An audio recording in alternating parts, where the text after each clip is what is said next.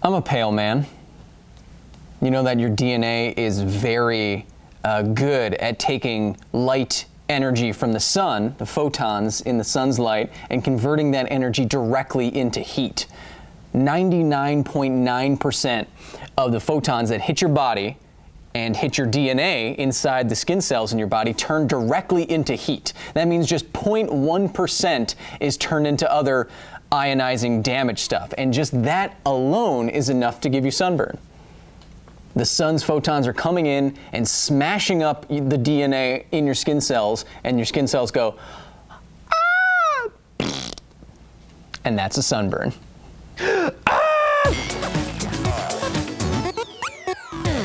Hello and welcome to another edition of Because Science Footnotes, the show where we reflect on all of the nerdy stuff we have gotten up to on this channel over the last 7 days or so, and I take your comments and corrections and questions and try to answer them here, and I also tell you what next week's episode is going to be, even if there was an extra episode. But that one's special. On the last episode of Because Science, I talked about why you don't actually want super strength. So just like I did for super strength, I looked at super speed not in the vision that pop culture has of it, but with a more realistic lens. And when you do that, you find that you need many other superpowers or many other caveats to make something like super speed work. If you could really move at the speeds that the Flash does, you would end up a broken, naked, on fire, confused mess with no spaghetti to show for it. And you wouldn't want that. At least that's what I had to say. What did you have to say?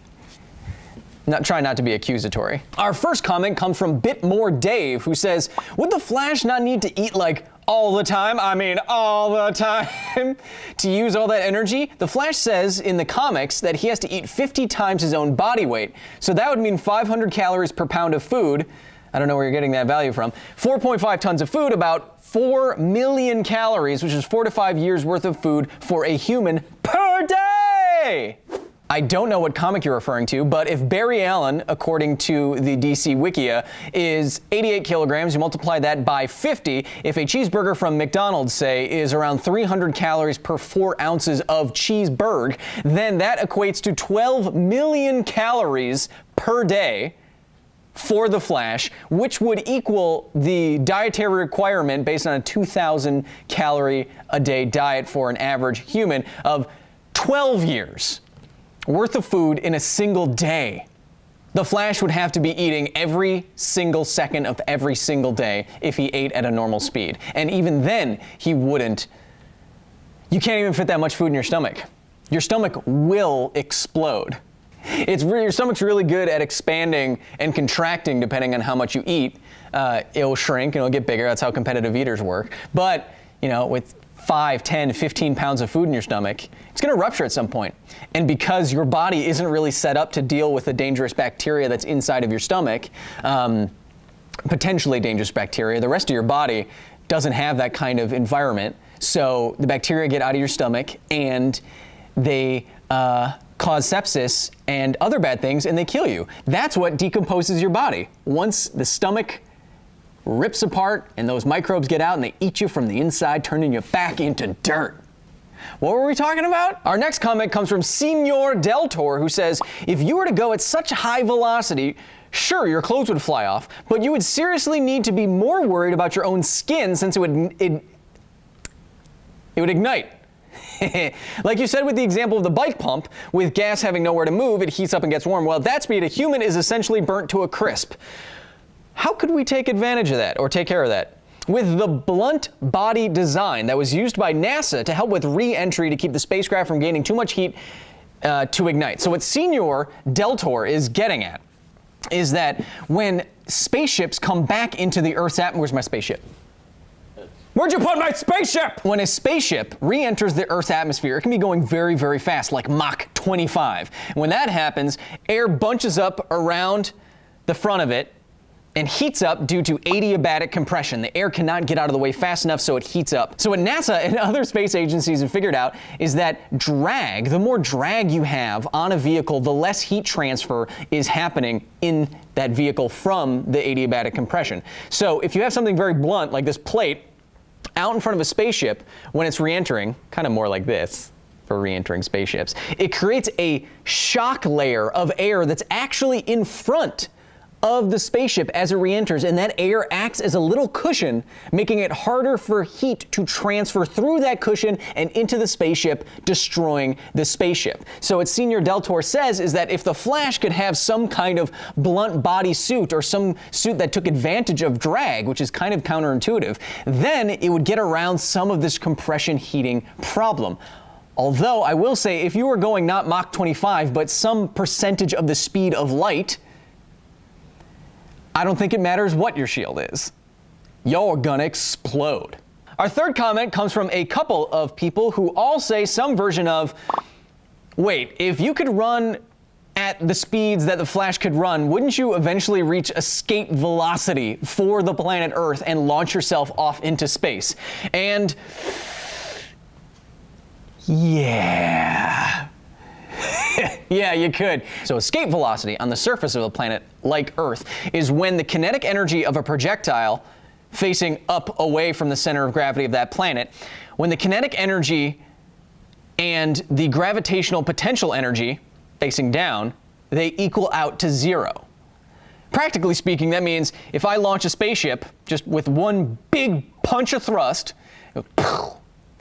it will be, if it has enough kinetic energy to equal the gravitational potential energy, it will approach zero speed as it goes up, but it will never quite reach it. It'll infinitely approach zero. And what that means practically is,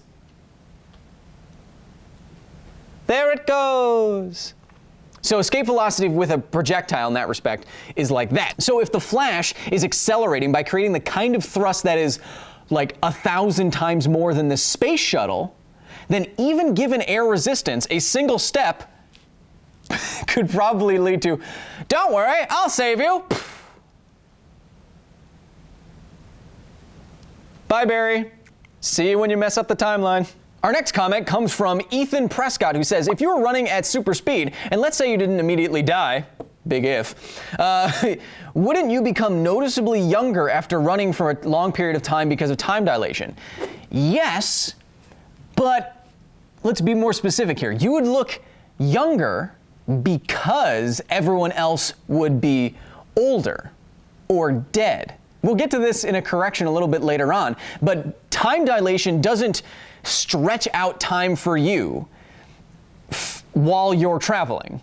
It stretches it out relative to other people.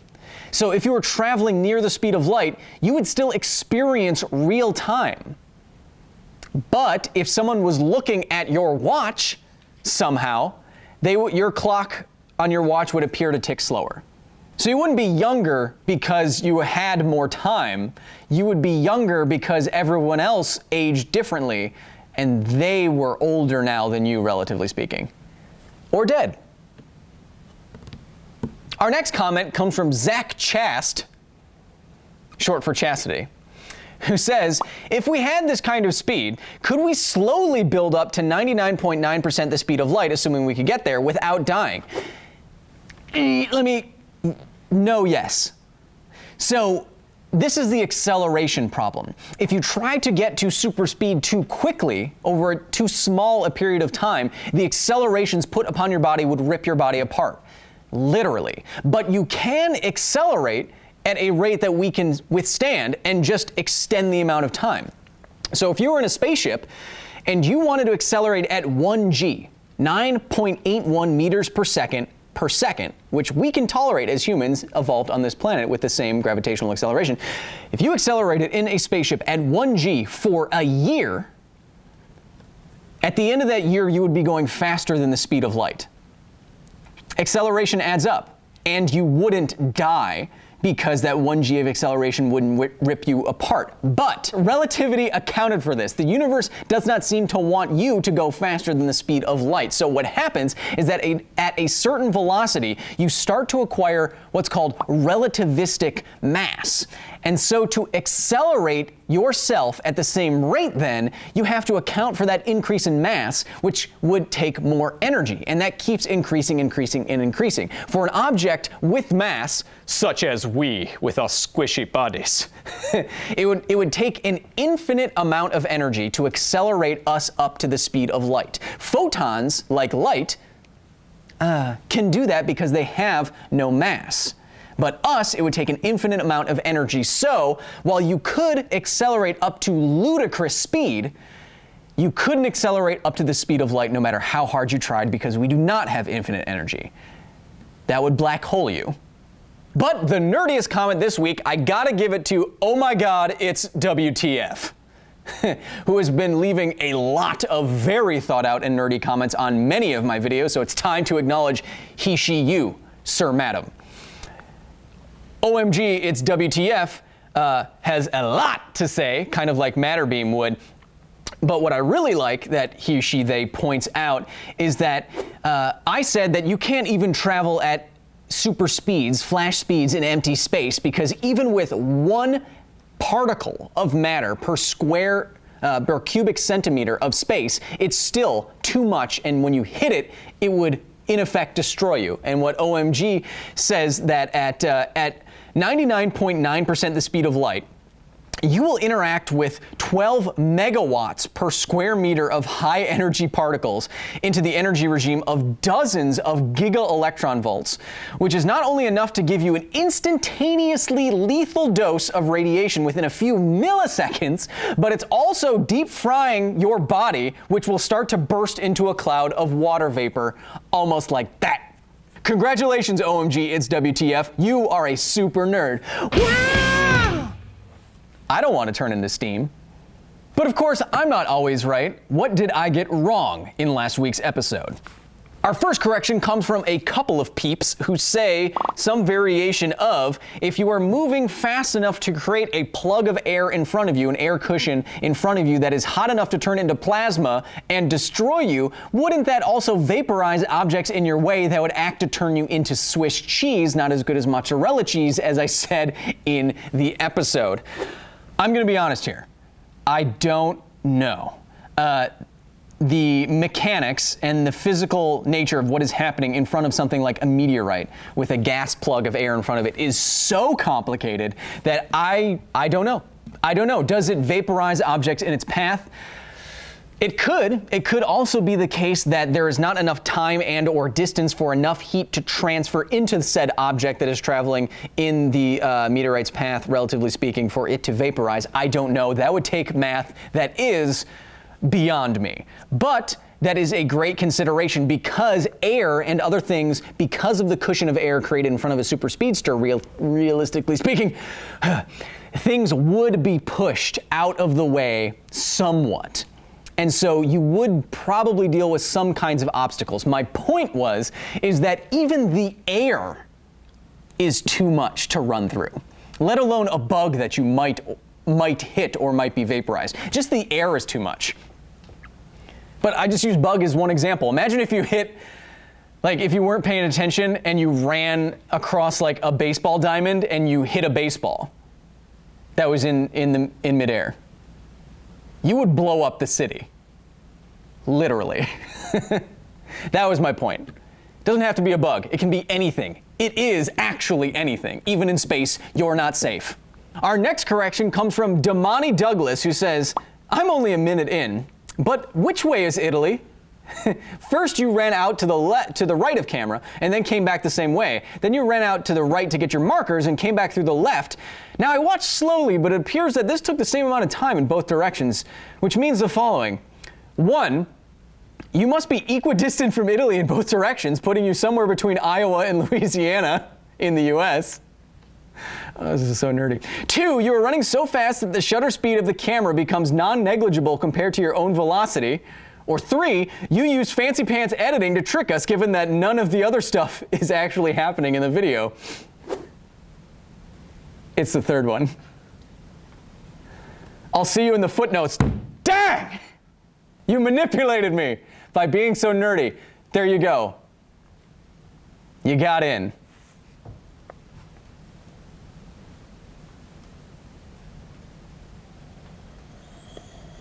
Our next correction comes from David Fears, who says, Kyle, we see in the TV series The Flash that Barry is able to vibrate his hand and even his whole body while standing still. This is what allows him to phase through objects. So if I had super speed with super perception and super durability, could I vibrate myself to phase through the air or other obstacles like insects in a safe manner? I disagree fundamentally with this, and I always have. On the episode I did about superheroes phasing through walls, I said that vibration isn't really the way, and I've never agreed with how the Flash has explained this. Just because you are vibrating doesn't mean you can go. Let me put it this way. Atoms in a lattice-like structure, in a solid, such as you're not a metal, but your molecules are connected.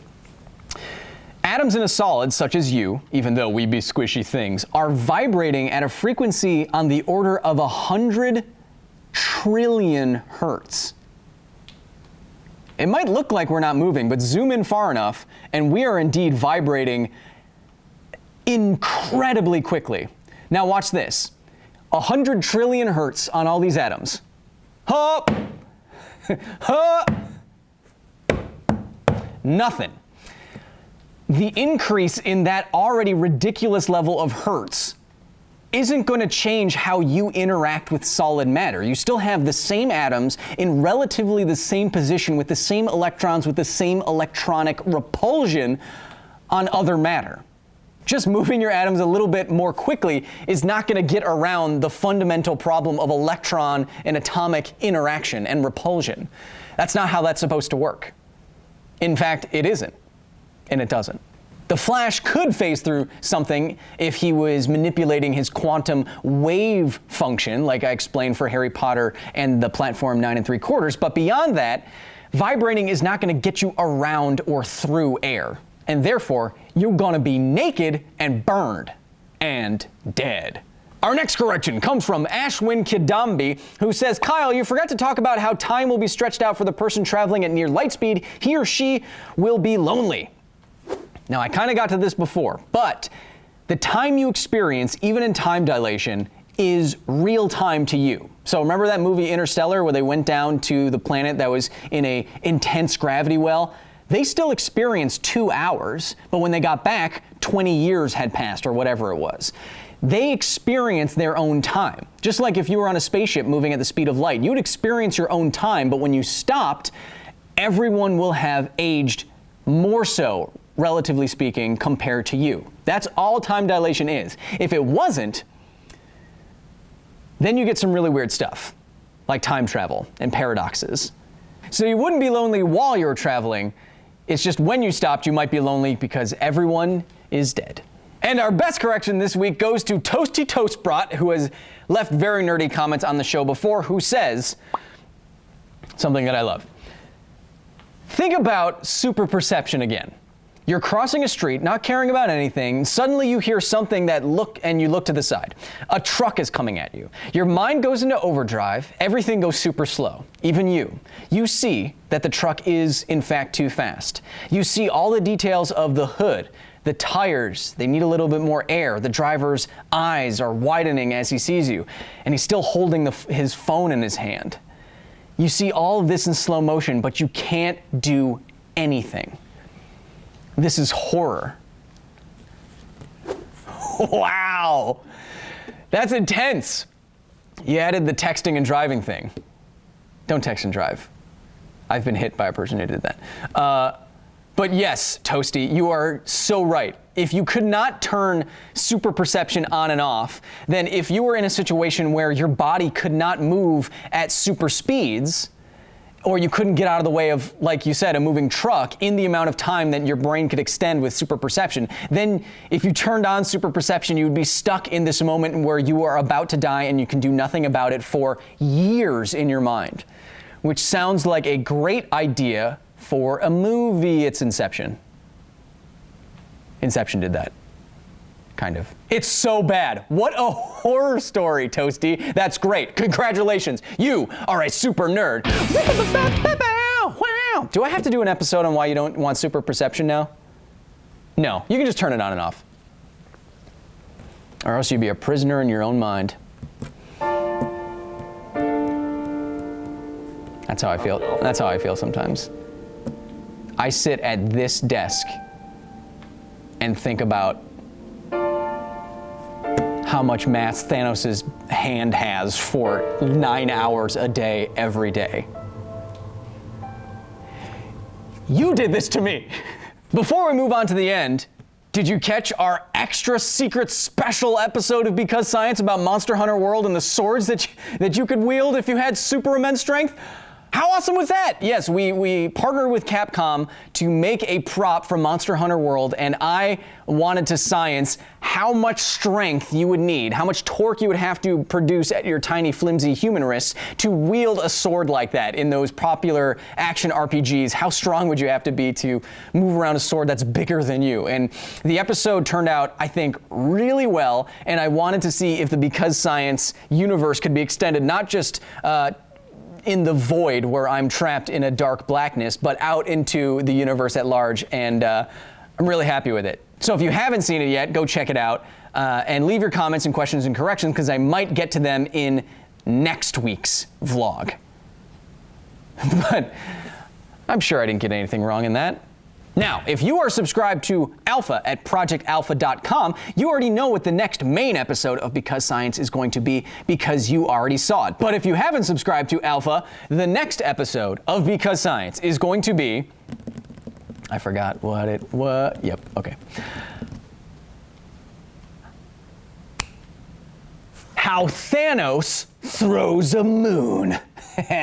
That's right. On the next episode of Because Science, I took that awesome scene that was written about in the Comic-Con Infinity War trailer and the D23 Infinity War trailer, and is also in some stills floating around the internet, where Thanos and the Infinity Gauntlet together are able to bring what looks like a celestial body, a moon, crashing down on the Avengers with debris everywhere and stuff like that. It's such a cool scene and such a cool thought experiment that that's what this week's episode is going to be.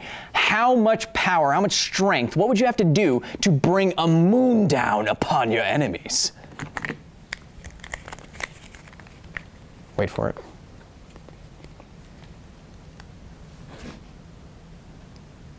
Infinity Gauntlet. I will admit, though, that because of my schedule filming this show for you, I did not actually get to see the Infinity War film before I shot it. So that drops this week, and no one has seen the movie outside of Marvel, so we could be totally wrong about the conclusions that we came to in the moon-throwing episode that you are going to see. But either way, I think we can learn something interesting, even if it doesn't go exactly according to plan. So go watch the last episode of Because Science if you haven't yet. You don't want super speed. And leave your comments, questions, and corrections there at youtube.com/BecauseScience, facebook.com/BecauseScience, and at BecauseScience on Instagram and Twitter. That is where I'm pulling all of the comments and questions for this show. At the time of this filming, there were over 1,000 on the YouTube page for the super speed episode, which is awesome. Keep that engagement up, and if you do so, we can continue to do this show and more extra cool shows like the Monster Hunter episode. So keep it up. And don't forget, it's good to be motivated, but remember that you're human. You don't always have to give 100%. It's good to do so, but no one can always do that. You don't always have to be yourself. You can pretend to be someone else for a while. You can lose yourself in a great book, play a great video game, something like that. Be someone else for a while. We all do it. We're all human. You don't always have to be everything for everyone. It's exhausting because it doesn't feel natural, and it's not natural. Do your best, but do your best bestly. Which is to say, take care of yourself. Don't go crazy. You don't have to fill this ideal of you're always doing everything for everyone all the time at 100% of everything. And just, no.